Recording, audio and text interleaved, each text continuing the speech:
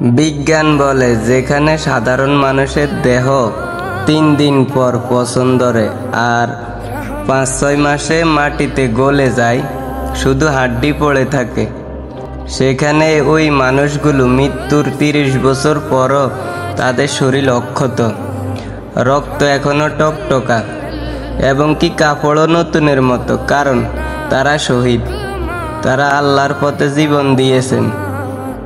উহুদের যুদ্ধ হিজরী 3 সাল, মদিনার পাশে উহুদের পাহাড়ে ঘটে এক রক্তক্ষয়ী ইতিহাস। ওই যুদ্ধে শহীদ হন বহু সাহাবী, তাদের মধ্যে ছিল হামজা রাদিয়াল্লাহু তাআলা, প্রিয় নবীর আপন চাচা। শহীদের দেহ উহুদের ময়দানে দাফন করা হয়। সময় গড়ায় হিজরী 36, প্রায় 30 বছর পর মদিনায় এক প্রকৃতির দুর্যোগ হয়, ভূমিধস।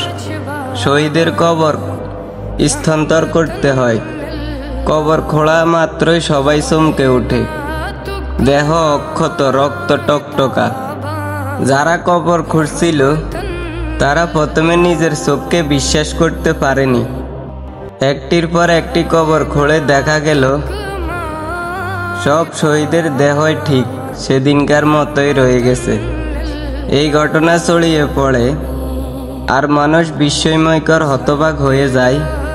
সাহাবী হামজা রাদিয়াল্লাহু তাআলার বুকের ক্ষত এখনো রক্ত তাজা, দেহে পচন নাই, মুখগুলো আগের মতন, জীবিত মানুষের মতো, কাপড়ও নতুনের মতো।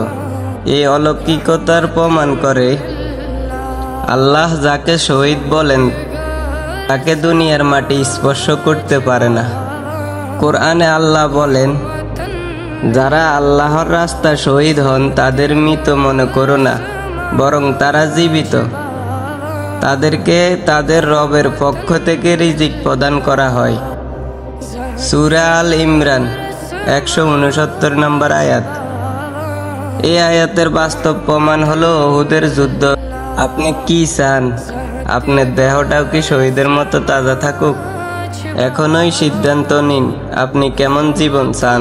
ভিডিওটি কেবল একটি ইতিহাস নয়, এটা আমাদের জন্য একটি প্রশ্ন, একটি জবাব, একটি দাওয়াত। যদি আপনি চান তবে এখনই নিজেকে বদলান। ভিডিওটি শেয়ার করুন আর কমেন্টে লিখুন, হে আল্লাহ আমাকে শহীদের পথে দেখাও, আমিন।